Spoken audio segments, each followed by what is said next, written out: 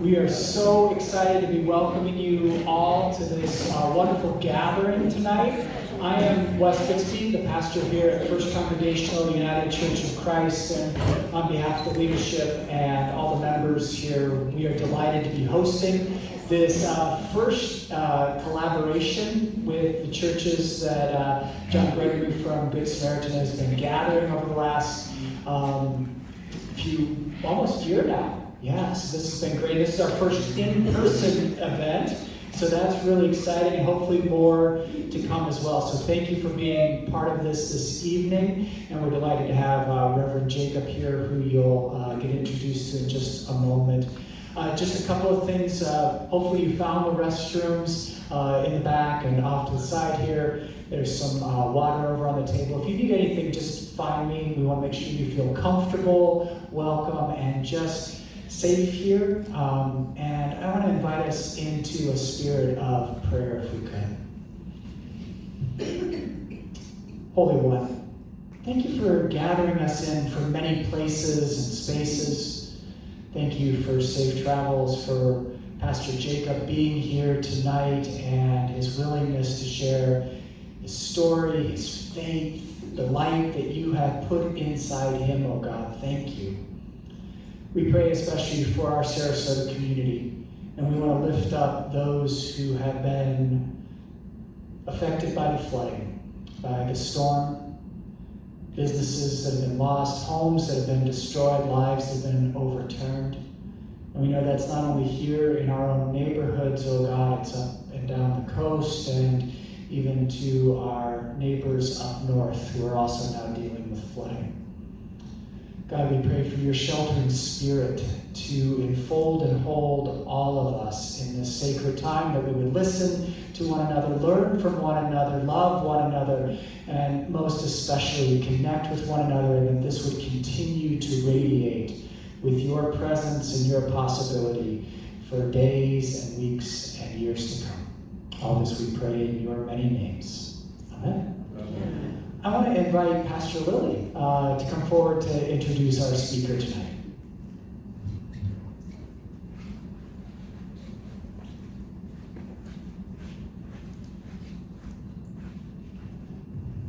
Good evening, everyone. Good evening. I want to echo our thanks to First Congregational UCC for hosting this amazing event.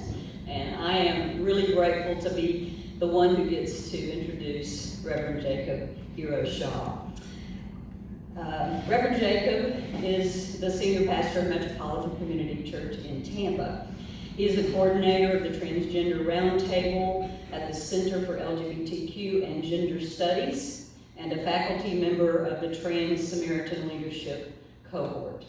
Jakob received his Master of Divinity degree and a certificate in sexuality and religion from the Pacific School of Religion, and a Master of Arts in Ethics and Social Theory from the Graduate Theological Union in Berkeley, California. He's really not very well educated, but that's great. He holds a graduate diploma in Christian theology and spiritual direction from St. Michael's Theological College, Cardiff University in Wales, UK, and also a BA in religious studies from the University of South Florida. So, when he's not going to school, he's pastoring a church, and he's also, along with his husband Alan, proud fathers in a family that has children, and gained legal recognition through marriage, equality, and adoption. And I know that that's one of the things that Reverend Jakob is most proud of. Now, that's all the stuff that's written in his bio. But I want to take a little bit of leeway to talk to you about the man I know, the Jakob that I know. I've been fortunate to be with him in MCC for a really long time, so there's some things I'm not going to tell you. And he's going to do the same for me. But I want you to know that I've watched him grow up, and I've had the pleasure of watching him become a leader in Metropolitan community churches worldwide. And I've watched him as he made his own transition and the ways that he went about becoming a healthy trans man. And what a blessing that's been to our denomination and to the MCC movement.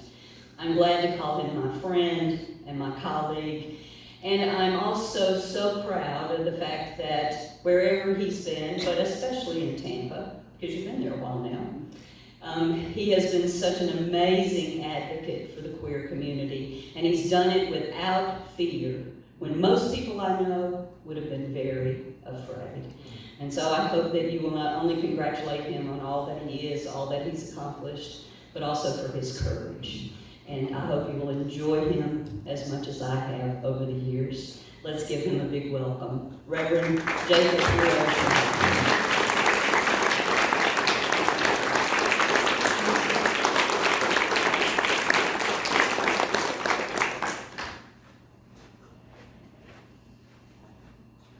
Well, thank you all for having me here. I am so grateful to get to be in this space with you.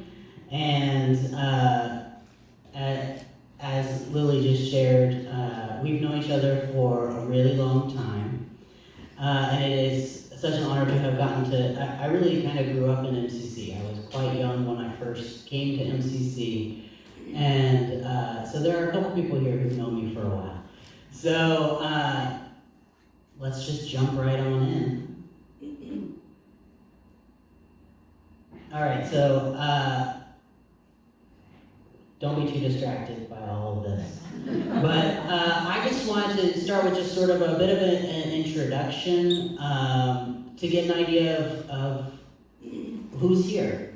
So I know we have a mix of different faith communities and a mix of people who are pastors and congregants.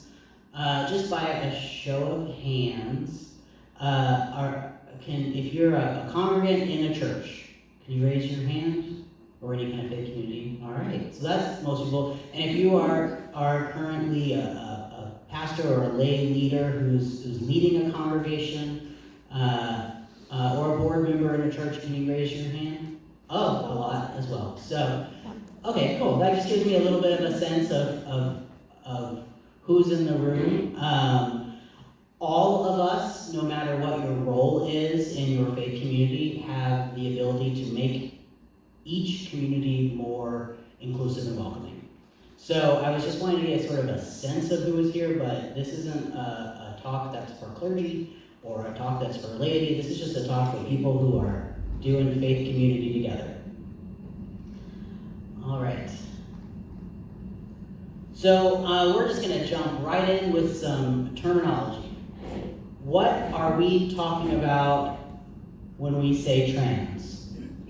This is a question that the answer to this question has changed over time, right? The definition of this one little word, trans, and what it stands for is an evolving term. So one of the things that we might encounter is some hesitation to even use the word trans in your communities because you don't want to say the wrong thing and maybe you're not even totally sure what it means, and if you identify someone as trans or think that they might be trans, what does that mean? So today we're going to work on a few just working definitions of some words. I am not the ambassador of trans. I do not hold all of the knowledge, but we need language that we can use in communicating with each other.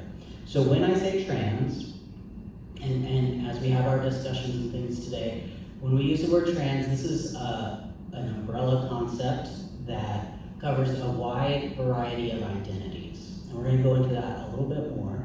But in general, it's just shorthand for people whose gender presentation and gender identity is in some way different than what they were assigned at birth. Now that term, you've maybe heard that term kicked around lately, the assigned sex at birth, right? That's what we use instead of saying, oh, well, what's your real sex, right? Sex is not just what's between a person's legs, but when a baby's born, that's pretty much how they figure it out. Now there are roughly about 5,000 babies born every year in this country who have some sort of ambiguity in in their genitalia. And then for that, there's more testing and things that goes on. But for most people, it's on a scan before birth or at birth. They look and they say, oh, that's a boy, that's a girl. But as we know, a person's identity does not necessarily match up with what they are told, what the parents are told on the day that the child is born. So language is incredibly important, and this is one of the first barriers that we encounter in being welcoming in our communities. And I don't just mean welcoming to trans folks. I mean welcoming in general. It is so easy to say something that upsets somebody, right? Or does that only happen in my church? It is so easy to accidentally, even if your heart is absolutely in the right place, say the wrong thing. So today, we're going to talk a little bit about how to avoid saying some of the things that might do harm when you're trying to extend a welcome. And keep in mind that we're not always going to get it right. And so a bit of humility goes a long way when we're doing any kind of welcome. When we're looking at anyone who, as we look at that person, they seem in some way different than your own identity. We have to be careful with the language you use. So these are some tools we're going to get tonight. So the first word I'm going to share with you is cisgender.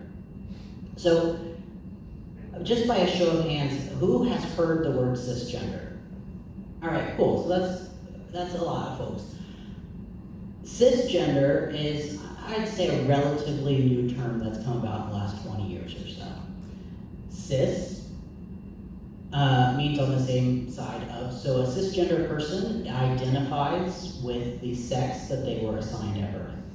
A cisgender person can be gay or straight or asexual or bisexual or any other kind of thing. Because as we're going to get into later, that's a whole other topic. But most folks are cisgender. Why do we have a word for this? I get asked that a lot. Can't we just say normal? Can't we just say regular? Right? Well, nobody's normal, right? Cisgender is a helpful term because it means that trans folks aren't the only people who are required to identify themselves. So you'll hear me use the term cisgender tonight, and I use it with a little bit of caution. Like I wouldn't use it even in a sermon, even in a congregation. My congregation is mostly LGBT. I would never use it without defining it because there are still quite a few people who don't know what it means, and that's fine. It's okay to not know what something means because then we learn. There's no judgment there, but it is a helpful term, and it replaces people saying things like, normal. Non-binary. I would say I've done, I don't even know how many of these kinds of presentations, and lately in the last 7 or 8 years, non-binary is probably the thing I get asked about the most. People are super confused sometimes about what non-binary means, and part of it is because it doesn't just mean one thing. One person's non-binary identity isn't going to be the same as another's, and that's fine. In general, non-binary refers to people who do not identify fully as either male or female.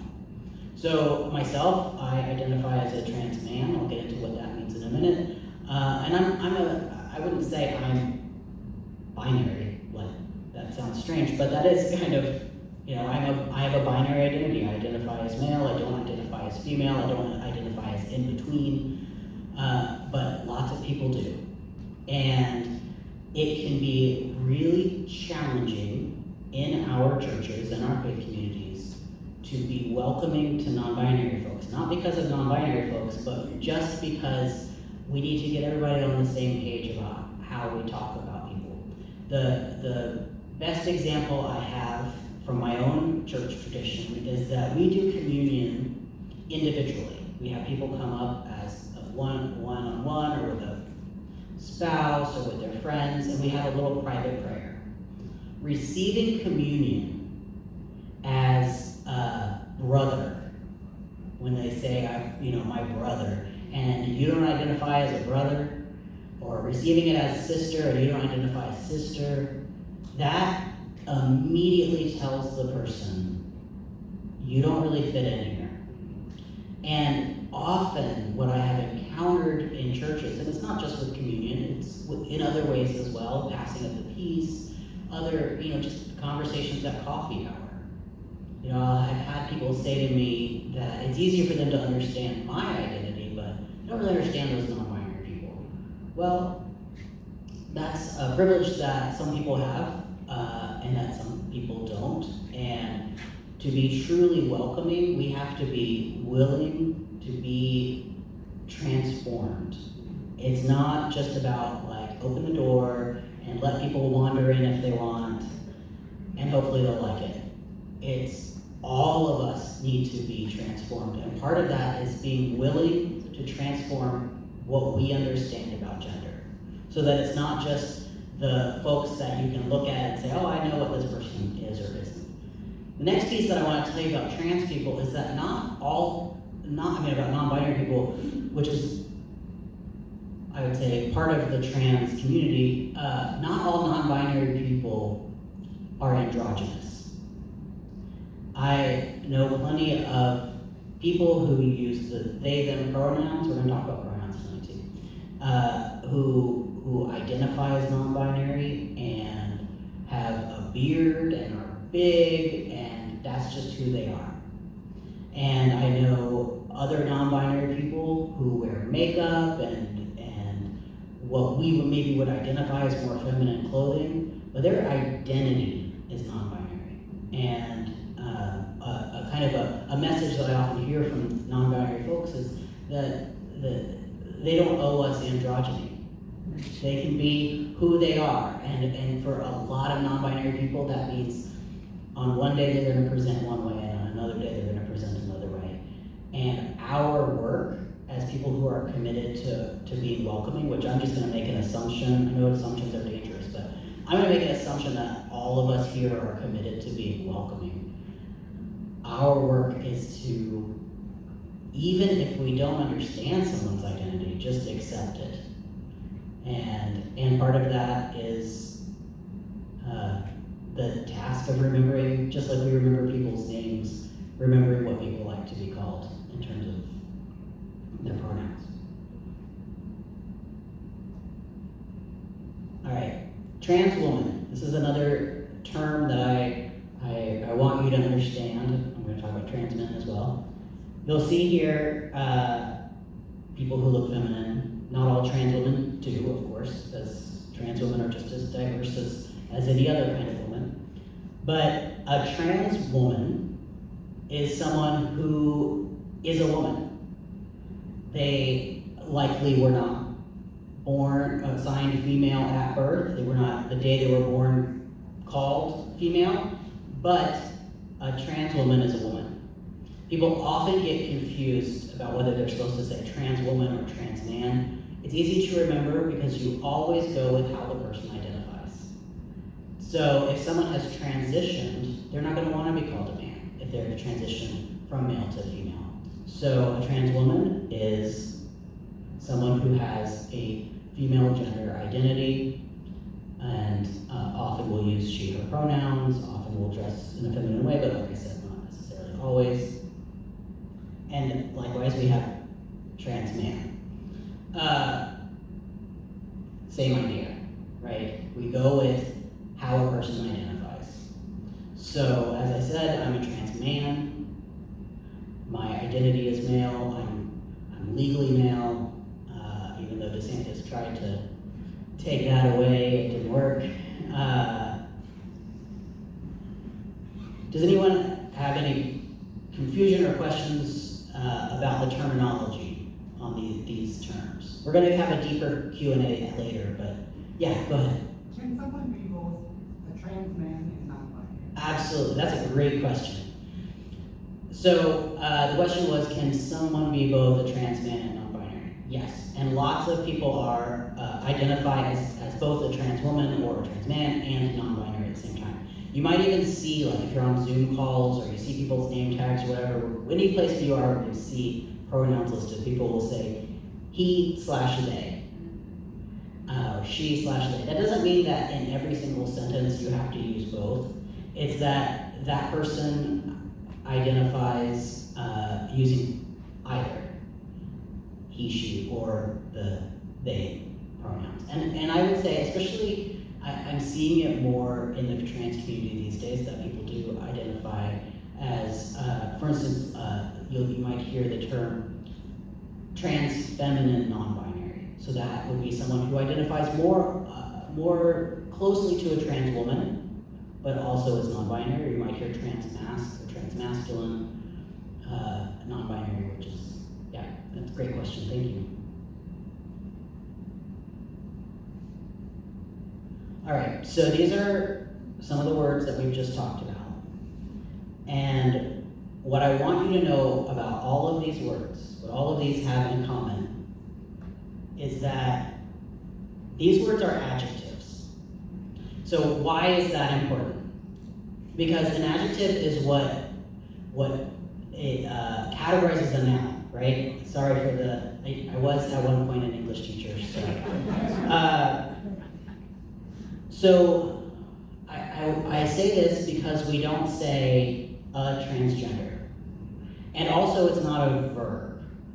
I so often hear people say, well, I knew this person and then they transgendered. I mean, it's not like, it's incorrect. It's not like wrong, like it makes you a bad person if that's the language you have used at all. Like we're just learning together, right? But it's important to keep in mind that trans, transgender, non-binary, cisgender, cis, and quite a few other terminology pieces that we're not gonna go through every word, but that these go before whatever the person is. So you say like a trans person, right? Not a trans. And the reason for that is we see this shift in language in lots of communities, right? We talk about people of color, right? We've shifted our language. We talk about people, we have people-centered language because it lifts up the humanity of all people, and it also means that the cisgender, straight, white man isn't what's normal and all the rest of us are just other. And correct people when they say, oh, we had a transgender come to church today. Okay, so you had a trans person come to church today. Or, okay, a trans man or a trans woman. And it's okay to, I find echoing is a great way to correct people that isn't so judgmental, not like, you said it wrong, but just repeat back a slightly better way to say it. And if people don't get what you're saying, if that's too subtle, say, it's actually preferable to have people-centered language. So, oh, okay, a non-binary person came.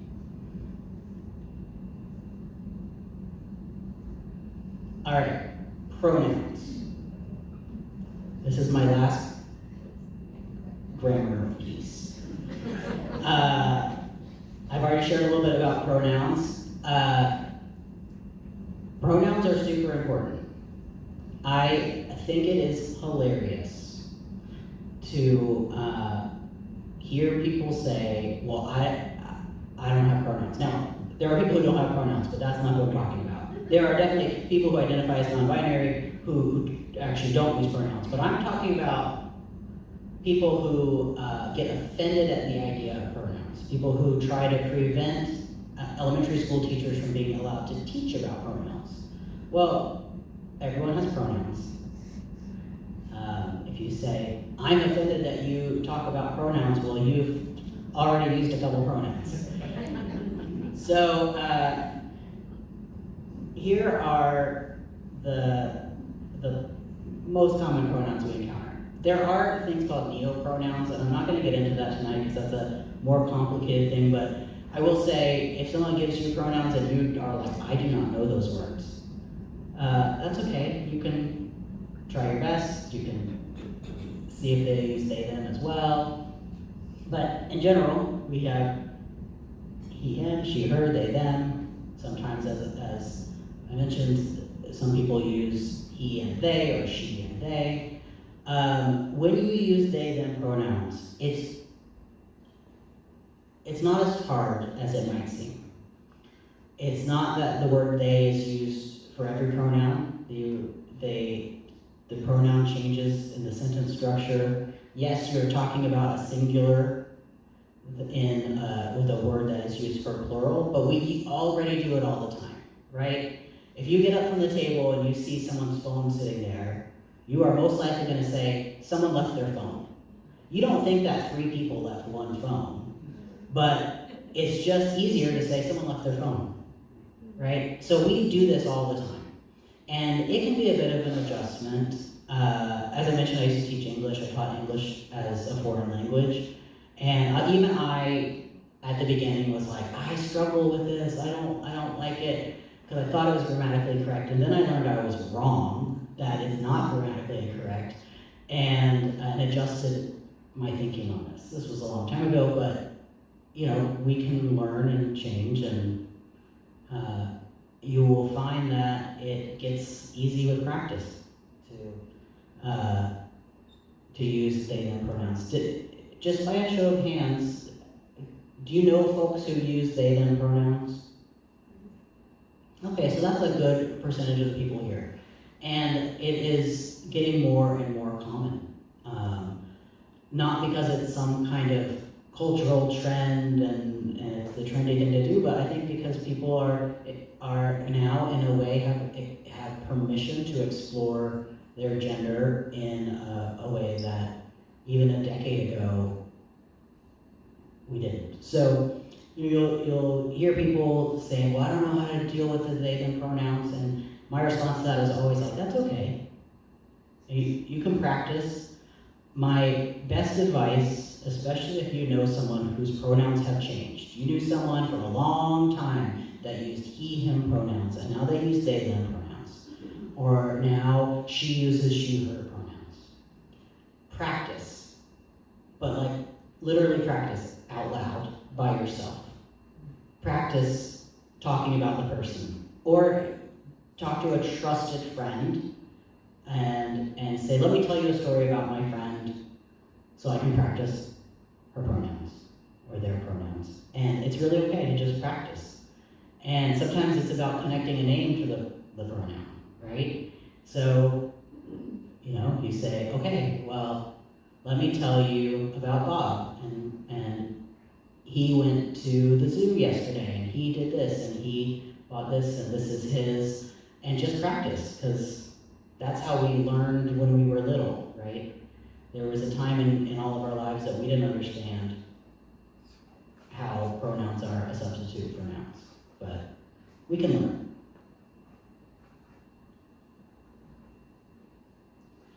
All right, sexual orientation and gender identity. These are separate things, and something that people definitely very easily get confused. Sexual orientation is about who a person is romantically and sexually attracted to. Gender identity is our sense of who we are. Kind of a way to remember it is sexual orientation is a little crass, but sexual orientation is who you want to go to bed with at night, and gender identity is who you want to be when you wake up every morning. And these are separate concepts. It gets confusing because we say LGBTQ. So the LGB is all about sexual orientation. The T is about gender identity. The Q, well, that's about all of it. And I get that can make things really confusing. People ask me very frequently, well, if you're, I didn't know you were trans, I thought you were gay. I'm like, well, I'm both. And they ask, like, well, how can you be both? How can you be gay? And I like to say, like, if you met my husband, you would so get it. But really, I was gay long for a minute. But these are totally separate concepts. And just like how cisgender folks have sexual orientations, we can have a straight cis person, a gay cis person, a bi cis person. Same thing with trans people. So, to be honest, my transition is not super connected to my identity as a gay man. I would say for myself, having transitioned when I was very young, being a gay man is much more of my day-to-day identity. Because I don't really think about my gender that much. But, being married to a man, worrying about marriage equality maybe going away, the process of adopting kids, all of that has been more relevant in adulthood, whereas when I was a much younger person, my gender identity was what was at the forefront, and I didn't really quite know what my sexual orientation would be. And I would say that a lot of people have a similar kind of story, whether you're trans or not. When you're young, you're figuring out who you are, what it means to be a little boy or a little girl. And as you get older, you start to figure out who you're attracted to. All right, so why is this a faith community issue? Why are we here as people who are part of church communities talking about this? One of the most obvious reasons is that people assume that it is absolutely forbidden and no trans person should ever be part of a church. I know lots of trans people who are terrified of churches because, for good reason, right? And I'll tell you, my parents were far more shocked that I became a pastor than that I transitioned. The transition, they were like, that doesn't make sense. But the pastor thing, it was like, you're what? Seminary? But anyway, churches are known to be places that are not welcoming. So, what can we do with that? Well, I think that we have sacred and holy work to do around welcome. We have sacred work that involves healing. There are so many people that have been hurt by the church. And yeah, maybe they weren't hurt by your church, but the church has done so much harm that it's like we owe it to one another as human beings to defend the basic human dignity of all of us. So I would say that all of our churches need to be talking about trans issues. Trans Day of Visibility, which is in March 31st, is a great opportunity to talk about trans people, to have guest speakers come in, to have people in your own congregation who identify as trans or non-binary to tell their stories. And I really want to stress Trans Day of Visibility because there's another day, which is Trans Day of Remembrance, which is whatever Sunday is closest to November 20th is usually when a church does it. Unfortunately, in the United States, that also puts it usually the Sunday before Thanksgiving. But Trans Day of Remembrance is incredibly important.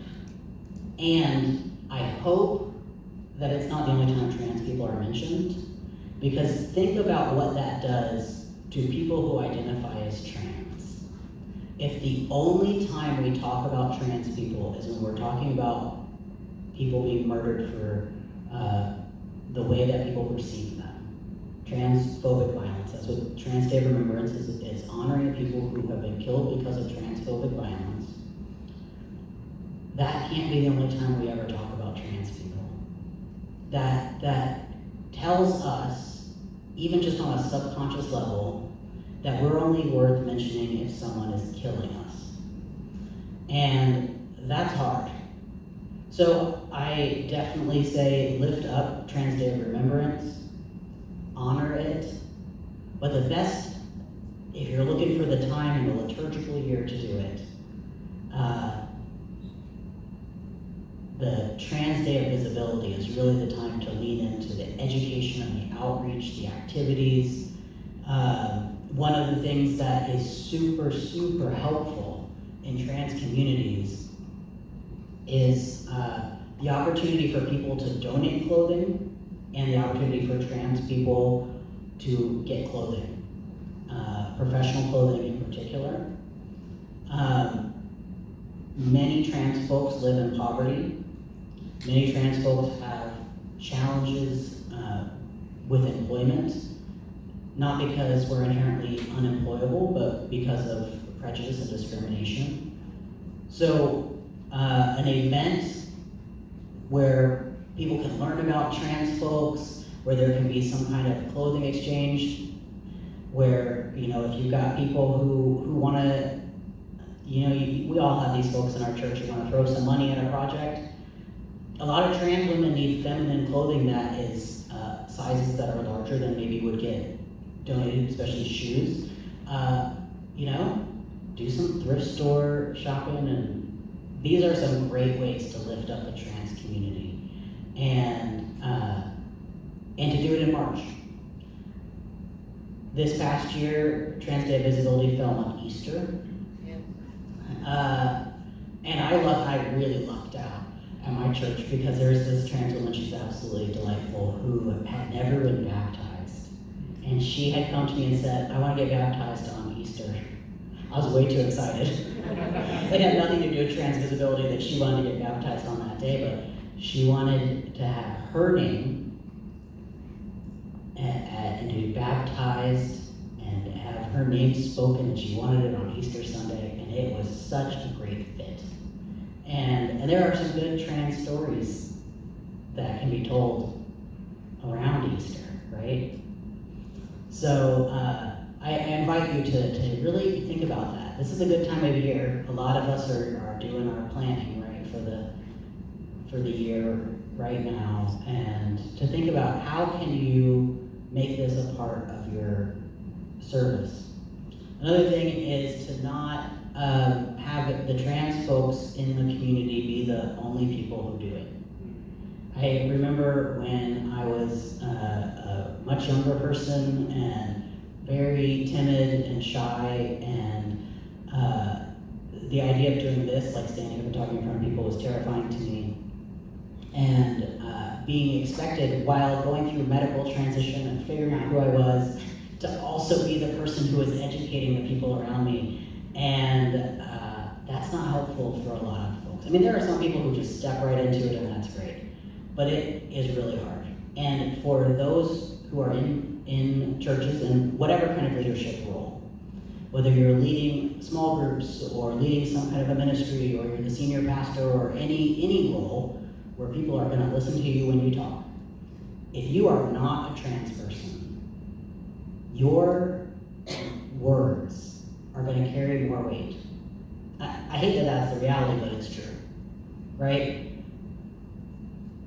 People have a tendency to look at the trans folks and say, well, of course, you're going to advocate for trans people, but, and I hope my words have some weight tonight, but don't underestimate yourselves and the change that you can bring to trans people's lives and to the lives of the people in the congregation.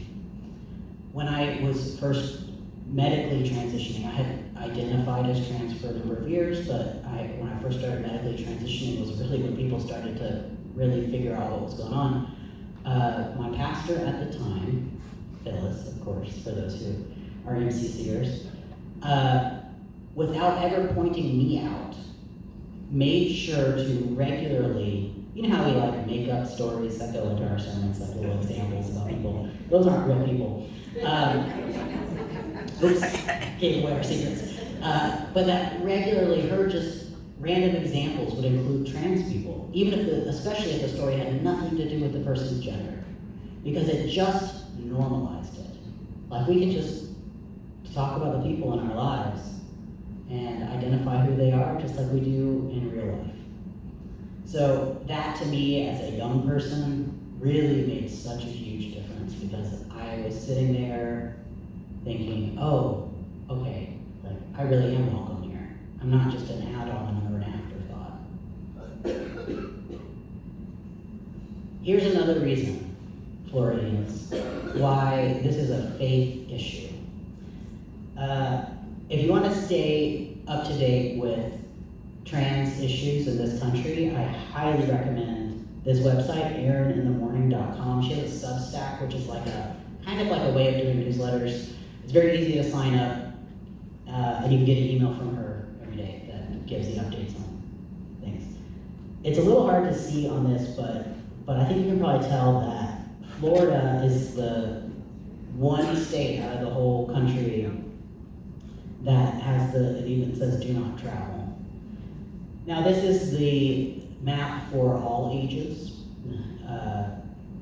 Erin does have have some other maps on her website that show areas that are more dangerous for children.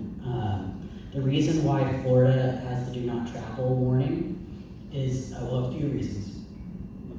It's currently illegal for trans people to use restrooms in government buildings.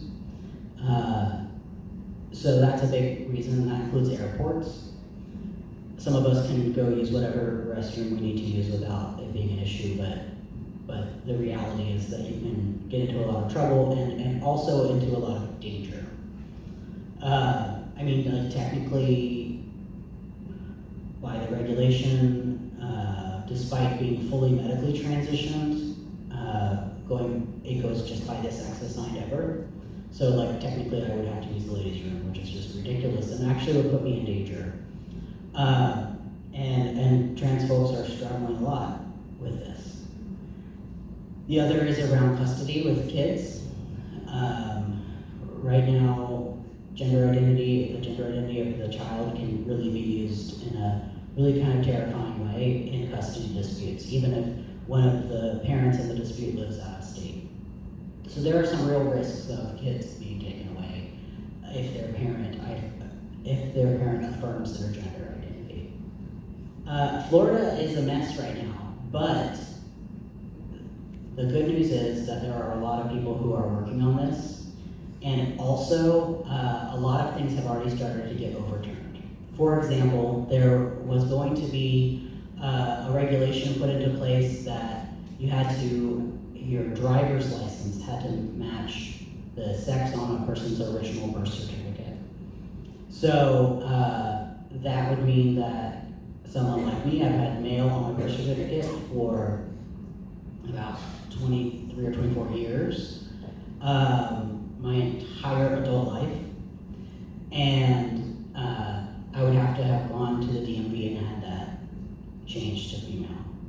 Again, this is about putting people in danger. And I gotta say, I'm a stay and fight person, but this was the one thing that almost sent me away. My husband is from Scotland, and I was like, can we go to Scotland now, please? That failed. It passed in the State House. It got so destroyed before it could even get voted on in the State Senate that it never happened. It has been pushed, so it probably will come up again within the next 2 years, but I think that it's not gonna happen. Because really we're talking about such a small percentage of the population. Like, why put so much, we're paying these people, right? To take away our rights, and that doesn't make any sense. So, do not underestimate what this does to the people in your congregation. It is so hard. Those of us who identify as gay or lesbian can remember all of the arguments for so many years around marriage equality. One of the things that I heard so much and that I so resonated with in that time was how dehumanizing it was to hear people who have no skin in the game argue about our right to marry the people we love. You remember that? Yes. it was so painful to constantly see on television and in media people saying that our love isn't real. And it's a similar thing with our gender identities. You know, hearing again and again that trans people are somehow dangerous. I'm like a super boring person, so I couldn't be dangerous if I tried. Unless it's dangerous to like watch TV and read books, because that's like mainly what I do. But it takes away from our humanity. And sometimes folks show up in our churches with so much woundedness. And some of it is, even if this legislation hasn't directly impacted them, just knowing that it exists, just knowing that up in Tallahassee, people are talking about it, that people who don't even understand what trans people are, and who we are, and our life stories, are trying to figure out how to make our lives more difficult. So let's talk about some barriers to welcoming trans people in our congregations. I'm going to start with one that, let me just say, if you're like telling people about this talk, you're not going to want to use this particular example unless you are a trans person. Because I'm going to say trans people can be difficult. You can say Jakob Hiroshaw says trans people can be difficult. You can quote me on that, that's fine. But that's only because trans people are people. So then you can also follow it up by saying because trans people are people, right? And we know that saying hurt people hurt people. So when we have people showing up in our congregations who have been hurt, whether they're trans or not, we know that hurt people, and sometimes people are going to show up with some bad behavior. Sometimes it's just about trying to figure out who you are. Let me tell you, I like to think at 45 years old that for the most part I have my life together. All that schooling that Lily was talking about, I made my final student loan payment a few months ago. I feel like that makes me a grown up in a way, I guess. But when I was a younger person, I was super difficult. I didn't mean to be. I was just scared and insecure and needed a lot of reassurance. And I wasn't like mean and starting fights and stuff, but that is how some people act out when they're feeling insecure. And I know that like there are a lot of people who loved me through it and said, you're a kid, you're gonna grow out of this. But I would say that being trans made me difficult for a long time. And I wouldn't choose any other path for myself, like if I could just be born all over again, not born again, but born all over again, I wouldn't choose anything differently. I'm very happy with exactly who I am. I actually believe that God called me to be a trans person. I'm not a mistake. I didn't fix anything that was broken. I just am who I am. But it took me a long time to get there. So as someone who used to be super annoying and difficult, I will say that when people are coming from a place of woundedness and fear, often we act out. And I appreciate those folks who love me through it. And I know that all of us are called to love each other through it. And it helps, right? I remember I went to seminary and grad school out in California. I lived out there for a long time. I was on a bus in San Francisco, one of the places you would think is the most welcoming to trans people. This is after I had medically transitioned, didn't have anyone questioning my identity. And I saw someone who was a member of the church that I attended at the time on the bus. We weren't on the bus together. We were actually going to the same place, which was a funeral for a trans woman who had been murdered in San Francisco. But I saw this person from my church, someone who I did not like because she's a trans woman who I found her really annoying. She was loud and just someone who I didn't like. I didn't dislike her because she was trans, I just didn't like her. Because sometimes we're human, right? We have opinions. And I witnessed from a distance people on the bus reacting to her. This is someone who was extremely tall, extremely broad-shouldered. No matter what she did to deal with her face, she had always had that shadow from clearly having facial hair. And I had never considered that there were reasons why this person behaved the way she did. And I realized it in this particular case, that she was larger than life and kind of always in your face, because it was like she got to have the first say in the relationship. And I felt terrible. She didn't even know I was on the bus.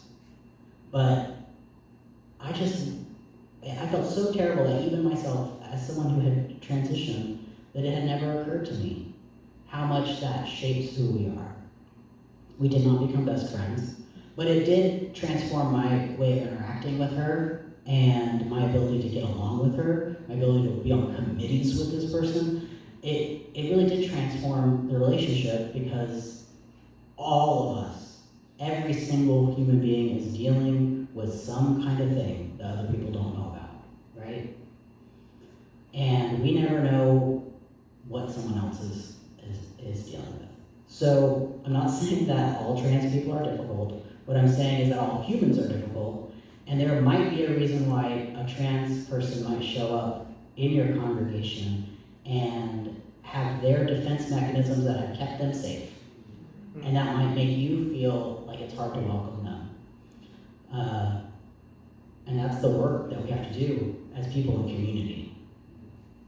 Some other barriers. Trans people, just like all other people, need to use the restroom. The policing of restrooms is a problem. If you have the ability in your building, especially if you are a congregation that owns your building, if you have the ability to put in a little single-sex, just unisex, single-person room where people can go and close the door and do whatever they need to do behind that closed door, that is super welcoming. Not just to trans people, but to parents with small children, to anyone who has a disability. That is a way to make your building more welcoming. And I totally get it that it is not possible in some buildings, but it actually might be more possible than you realize. And worth it. Totally worth it. Because having a safe place, I mean, honestly, if you want to extend a welcome and have more people come to your church, if they don't have a safe place to go to the bathroom, they're probably not going to stick around. Especially if it's a congregation that's a little slower in the welcome. And advocating, churches, just like other private property, are not subject to the same thing that government buildings are. So if there's a question, print it out, put it on the wall. A little sign that says, please use whichever restroom you identify with. You are welcome here. It makes a big difference. Because there's a lot of trans people who have to pee and are trying to find a place. I think I went 5 years without urinating once. But it is really, it's just a reality, and let many people go.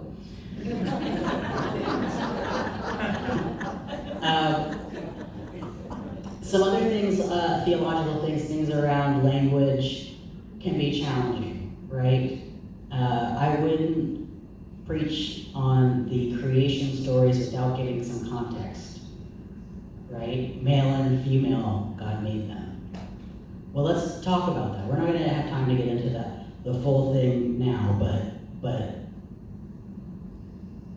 do your homework around queer theologies that are trans-inclusive, and we're running low on time. I already covered some of this about how do we create safe and sacred spaces. You can talk to Lily about the garden, the trans, I don't actually know what you call it. Transgender Memorial Garden. Transgender Memorial Garden. That's like a sacred place where people can go and reflect on people who've lost their lives to transphobia. And also recognizing that the places that we create together are sacred and making sure that it's welcome to everybody.